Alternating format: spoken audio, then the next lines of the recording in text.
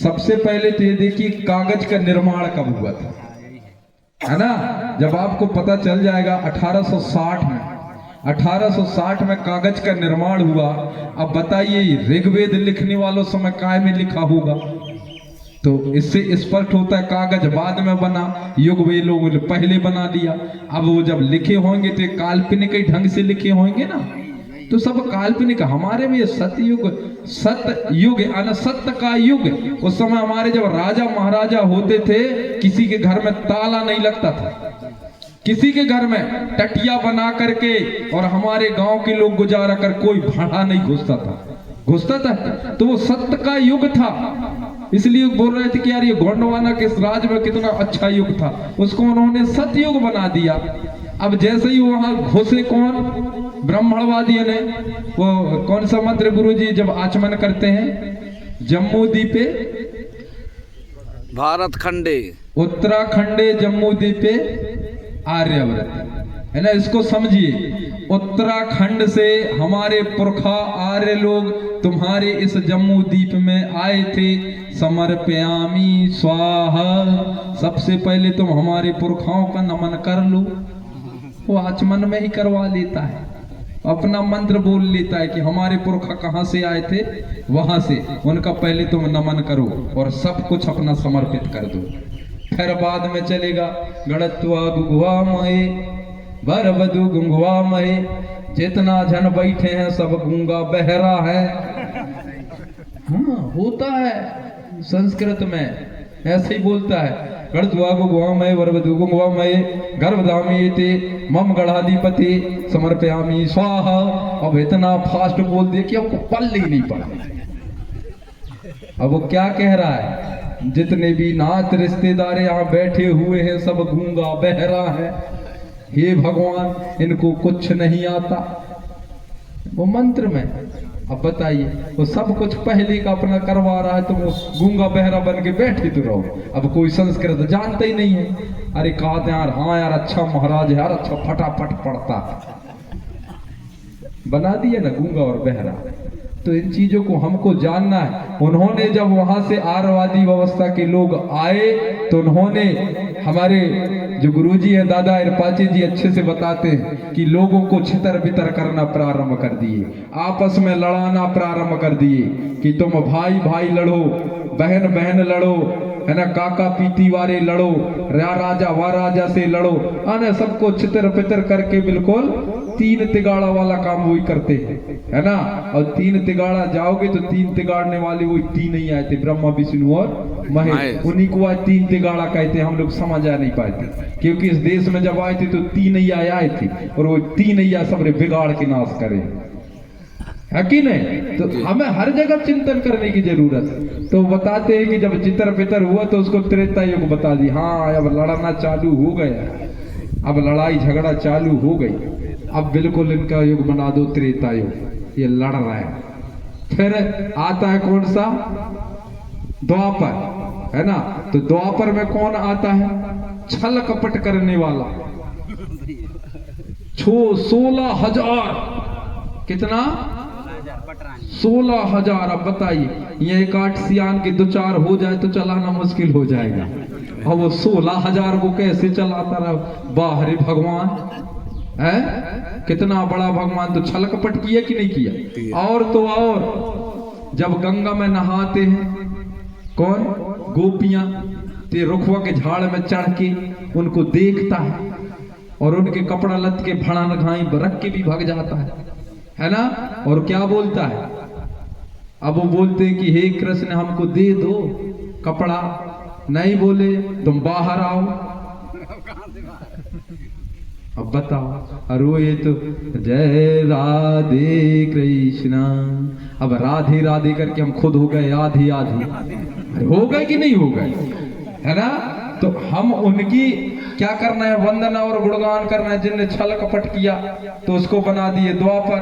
अब जब द्वापर भी चला गया, सतयुग भी चला गया, त्रेता भी चला गया, अब जब हमारा पारी आया, हम लोगों का, हमने आयाम पढ़ना सीख लिया, तो उनको लगा यार अब ये एक पुस्तक में लिखा है कि अगर जिस दिन ये जो समाज पांव के नीचे रहने वाला समाज अगर पढ़ना लिखना चालू कर देगा तो पुनः अपनी सत्ता में आ जाएगा। अरे बोले राम राम राम राम, बड़ा बड़ा कलयुग आ गया।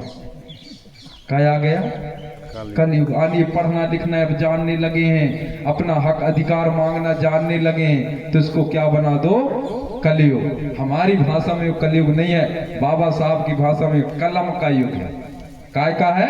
कलम का युग है। आज जो तुम्हारे जेब में पेन है वो बाबा साहब की देन है। अगर बाबा साहब नहीं होते तो आज हम जो लिख रहे हैं पढ़ रहे हैं ये व्यवस्था कभी मिलने वाला नहीं था। तो ऐसे भगवानों को मानना चाहिए कि नकली वालों को बताइए। अब एक आध बार देखा लिया करा धम, एक आध बार आऊंगा साहब के घर में घुस घुस के देखूंगा कौन कौन में घर में कितना भड़ा घुसे हैं नकली वाले।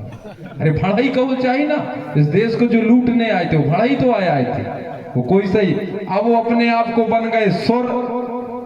क्या बन गए? सुर। और हमको बना दिए असुर। अच्छा, अब आप लोग चिंतन करना, एक आठो रखो महुआ का या फिर अंग्रेजी या देसी एक आध बॉटल और दो चार जन बैठ के बड़े पियो। अच्छा, उसके साथ में अखना चखना सब है ना। कभी ये चखना वाला कहानी भी बहुत लंबा है, बहुत अच्छा है, लेकिन समय नहीं है। तो वहां जब आपस में बैठते हैं तो क्या बोलते हैं? बड़ा सुर लगा है यार कहते। क्या बोलते हैं? अरे बोलते नहीं, क्या बोलते हैं? अच्छा ही सुर है, अच्छा ही सुर है। अब वहां जब सुर है तो सुर रहेगा कि नहीं रहेगा, है ना। तो जो सुरा पान करने वाले थे, जो नशा पानी करने वाले थे, वो सुर कहलाए।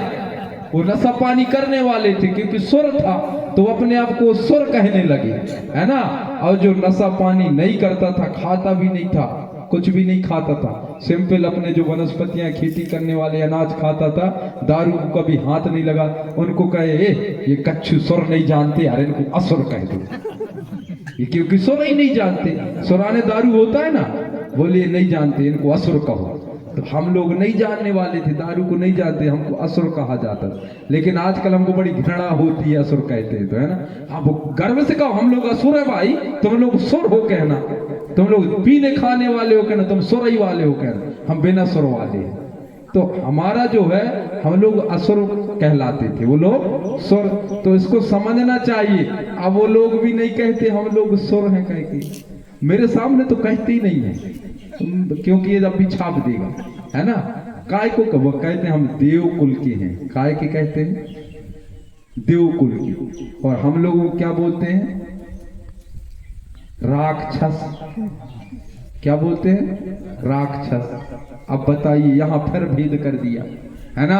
हमारे इस देश की रक्षा करने वाला जो हमारा समाज था, मालिक था, बोले रक्षा करने वाले हैं, रक्षक कहलाते थे, तो उनको रक्षक कहने नहीं आया, उन्हें राक्षस कह दिया। सब जगह परिवर्तन किया, हर शब्दों का परिवर्तन किया। इतना बड़ा भंडार है ये हमारे आदिवासी कल्चर का, हमारे सिस्टम का, हमारे कस्टम का, हमारी व्यवस्था का। कोई भी एक टॉपिक पे अगर बात करेंगे, मान के चलो संविधान पे बात करेंगे तो पूरा दिन निकल जाएगा, नैन दस्तूर पे बात करेंगे तो पूरा दिन निकल जाएगा, रीति रिवाज पे बात करेंगे तो पूरा दिन निकल जाएगा, देवी देवताओं की उत्पत्ति करेंगे तो पूरा दिन निकल जाएगा, हमारे देवठाना में विराजमान जितने भी शक्ति हैं इनके बारे में बताएंगे तो एक दिन निकल जाएगा। इतना बड़ा अथाह इतिहास है कि नहीं हम लोग। अब घोल मेल के सब बिल्कुल मैं आप लोगों को बता दिया, जितना भी जहां जहां से रहा थोड़ी थोड़ी बता दिया। बाकी तो हमारे दादा इरपाजी जी बताने का प्रयास करेंगे, करेंगे कि नहीं करेंगे, है ना। अगर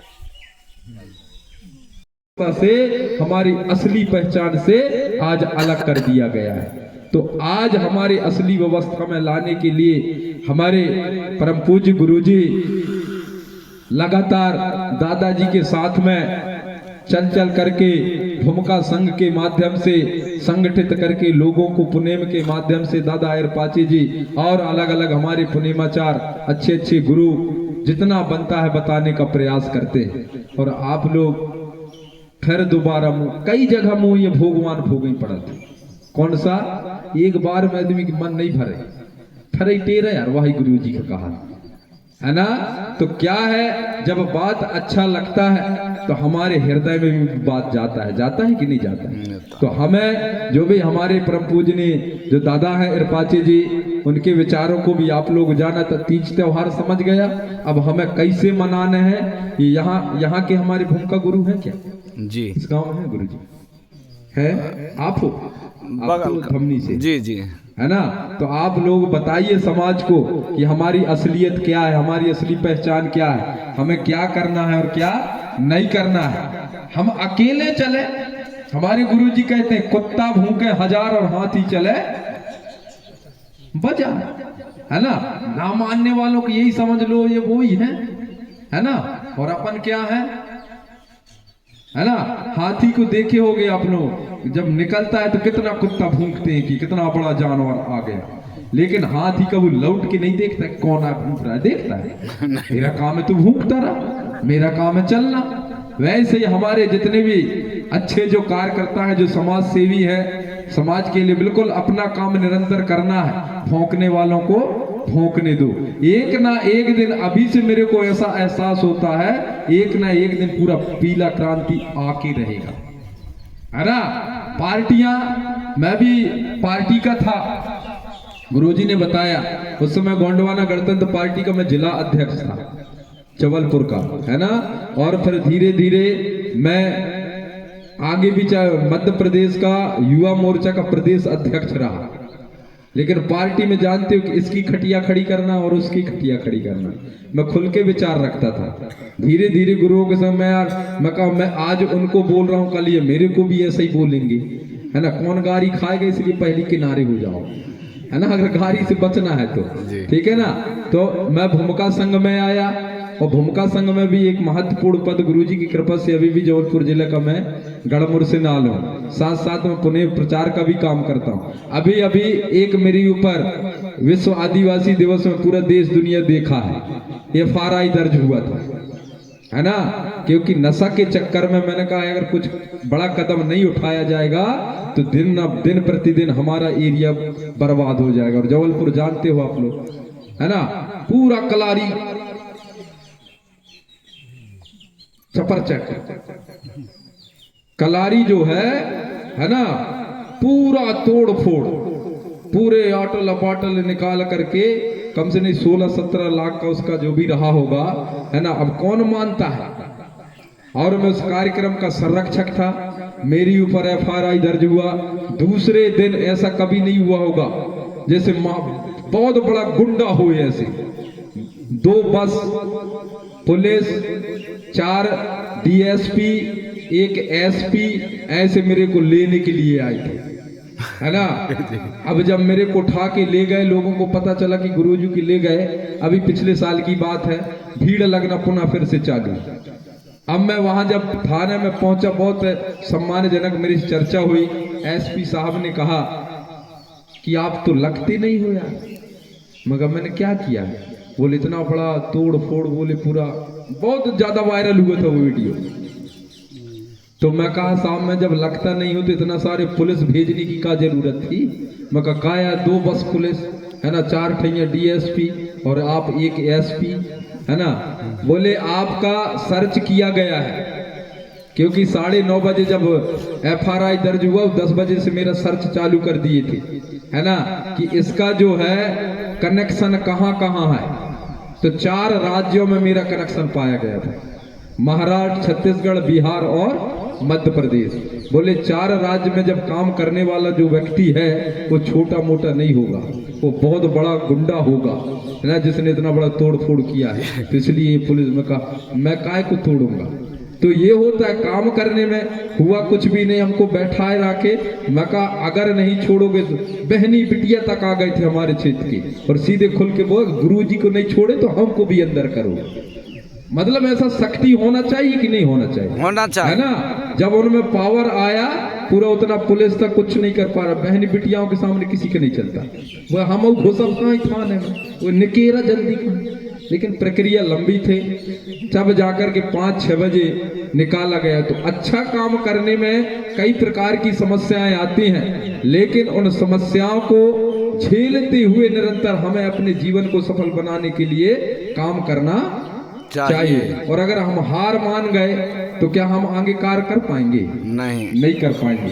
धर्म गुरु पहांदी पारी कुपार लिंगों की गाथा परम आदरणीय जो हमारे आदर्श हैं दादा इरपाची जी आप लोगों को बताए होंगे कि वो तो एक राजमहल में राज करने वाला राजकुमार था, उसको क्या आवश्यकता थी सुनमुन द्वीप में भ्रमण करने की, लेकिन उसने राजपाट छोड़ करके और इस सुनमुन द्वीप का भ्रमण करके और हमारे समाज में एक नया सामाजिक व्यवस्था लाने का काम किया।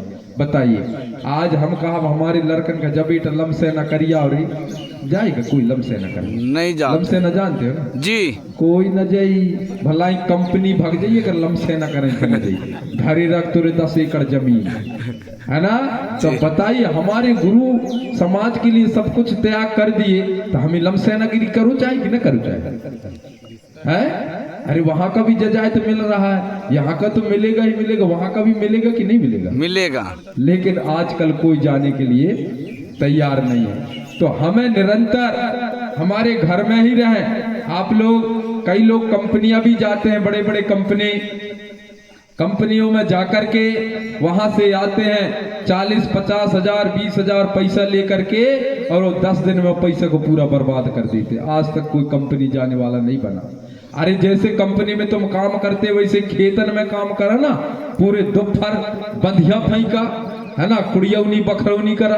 अभी तक कुड़ियौनी बखरौनी, पहले हमारे से कुड़ियौनी बखरौनी कंप्लीट कर रहे हैं है ना।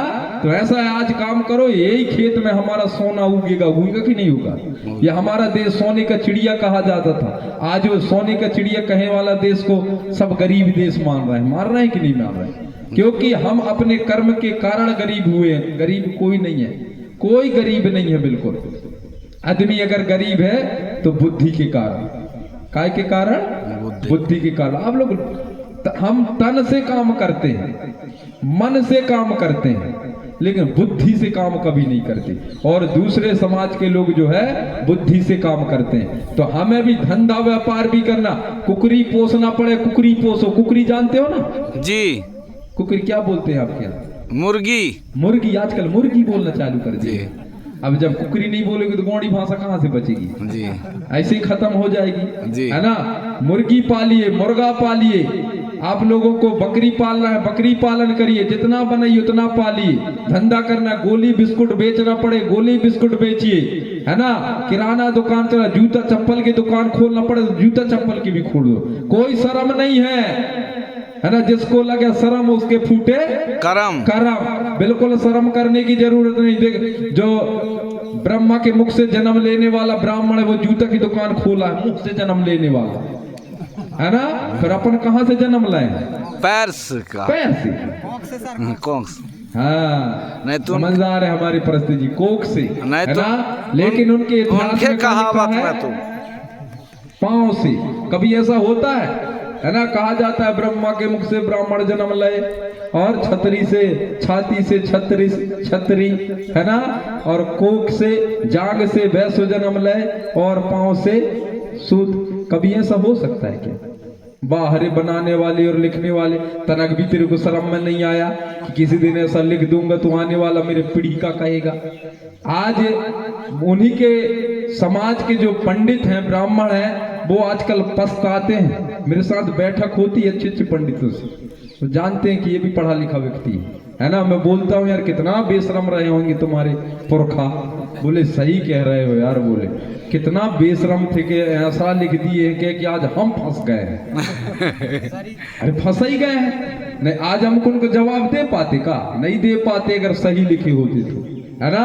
तो इतना उल्टा पुल्टा लिख करके आज उन्हीं को फंसा दिए, उनके पास जवाब ही नहीं है ना। इसी प्रकार कहते हैं कि ब्रह्मा सृष्टि का रचना करने वाला, और विष्णु जग पालने वाला, और एक और कौन है? महेश, इंद्र स्वर्ग का राजा। अब बताइए इतने बड़े बड़े स्वर्ग के राजा होने के बाद में अपने गुरु के पत्नी के साथ में तूने क्या किया रे कपटी? है स्वर्ग का राजा, देवताओं का राजा। मैं नहीं कह रहा, उनके इतिहास में लिखा है। इंद्र का जो गुरु था कौन था? किसको पता है? मुर्गा बन के जाकर के उसकी पत्नी के साथ में अन्याय किया था। कौन? गौतम ऋषि, है ना। अब बताइए तो अपने गुरु के साथ कपट करने वाला और तो स्वर्ग का राजा बना है, कैसा राजा होगा बताइए। गुरु के साथ कपट कर लेते, गुरु की पत्नी के साथ में कपट किया और उसको स्वर्ग का राजा कहते, शर्म भी नहीं आता।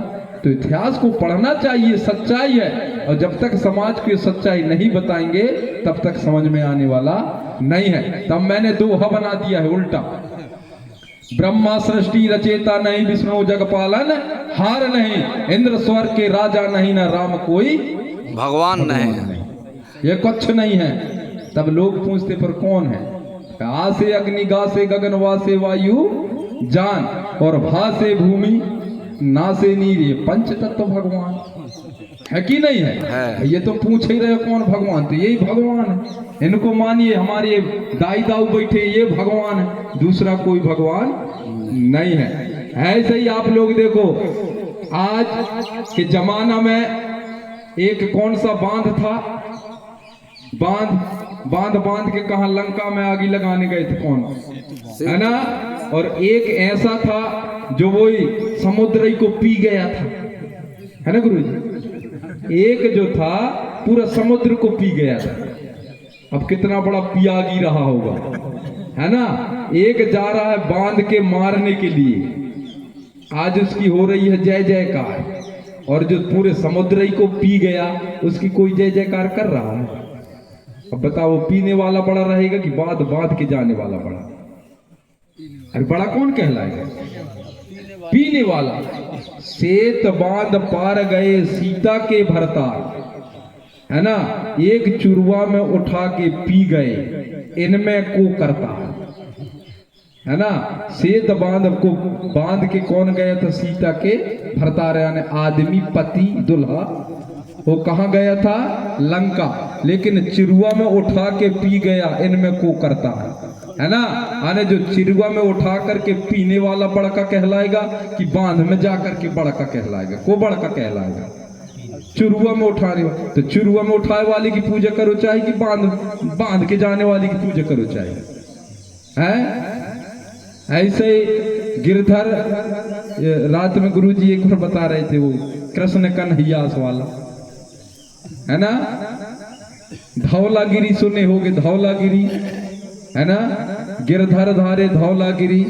और हनुमान भी एक पहाड़ को उठाया था कि नहीं उठाया, है ना।